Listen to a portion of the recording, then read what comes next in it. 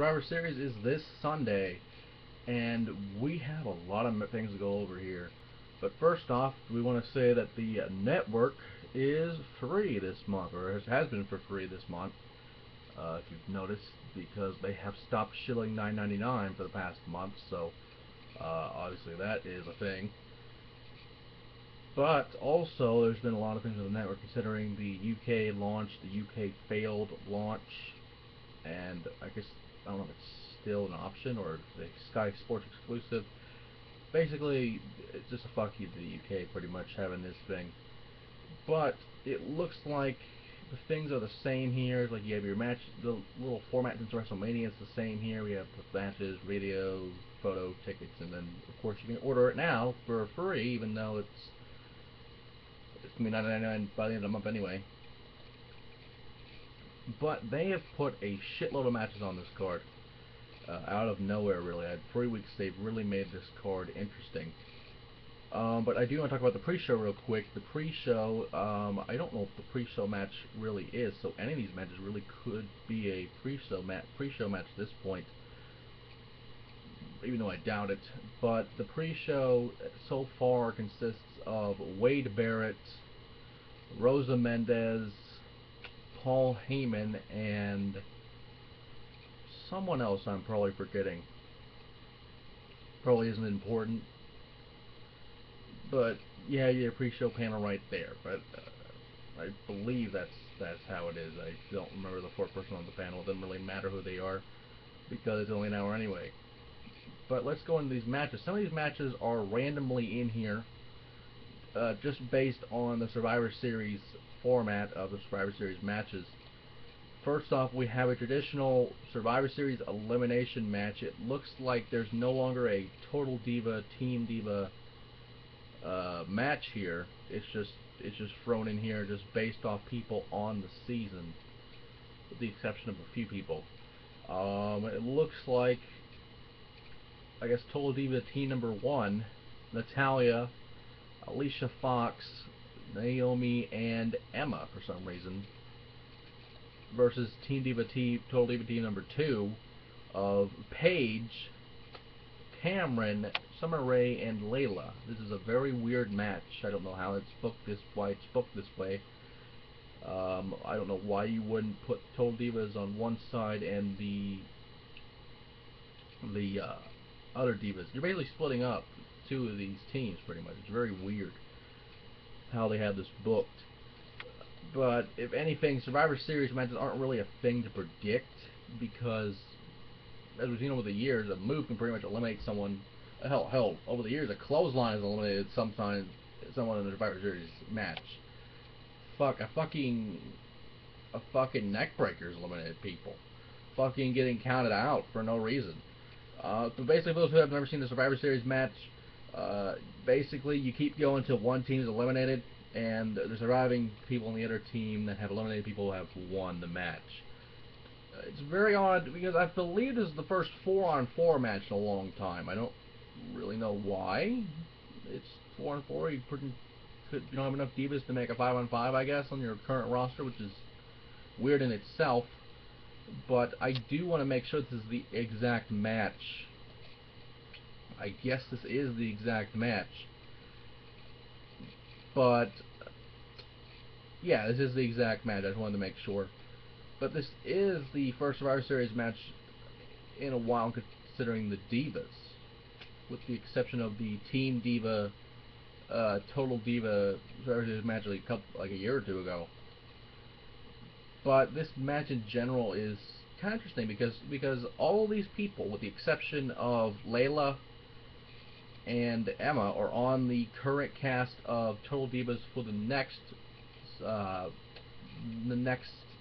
season, or I guess half season. I guess they have half seasons now, since Paige, Alicia Fox are on the new cast. So basically, almost every diva will be on this show by the end of maybe 2016. That's probably just a guess. But who would win this match, realistically? I would honestly... I don't even really care who wins this match. But if I had to pick, you gotta have to make Paige strong going to the next season. So I would think Team Paige would win, even though I doubt it since Karen's on their team. But you know, stranger things have happened because obviously Emma's gonna be one of the first out. Fucking Cameron's gonna be one of the first out. Layla's gonna be one of the first out. So you basically have just a 2-on-3, and somehow Paige might overcome that, but I completely doubt it. Speaking of tag teams, we have a fatal 4-way tag team match for the tag team titles. I don't know if this is going to be the WrestleMania rules where it's just, you know, people on the apron and shit. We have the amazing team of Miz and Mizdow, the tag team champions, Gold and Stardust, Los Matadores with El Torito, and the Usos. This match is a no-brainer. Miz and Mizdow will win the tag team titles. I mean, this is the greatest act in the division right now. I mean, people are over Mizdow. Like, Mizdow is fucking over at this point. He is probably one of the highlights of the show on Raw every week, let alone SmackDown, but no one watches SmackDown, I doubt. But, I mean, hell, fucking main event. Fuck any show Mizdow is on, he is the automatic star in the crowd's eyes. And it would make sense. It's probably too early for the Dust Brothers to lose the belts, but if they were to win, it would be Miz and Mizdow, no problem. And we have a match I've been waiting for a long time, personally. Dean Ambrose and Bray Wyatt. This is honestly going to be a great match. I honestly do not care who wins this, because regardless, this is going to be a long feud, probably heading to the next year's WrestleMania. At least maybe that's how I would book it, because I mean, you have it on Survivor Series, why not have it end at the Royal Rumble or WrestleMania? It makes perfect sense to do that. I don't really care who wins this one, so we'll just leave it at that. And then we have the Divas title, which is probably why this is not the Survivor Series match from earlier is not a 5-on-5, because the fact that Nikki Bella won the personal assistant match with Brie, so Brie, you know, has her, has it for a while. We've actually seen Brie become like Brie Brooks or something, fucking AJ Brooks or whatever the fuck. AJ Brie, people have been saying. I don't know what the fuck people are calling her. Doesn't really matter.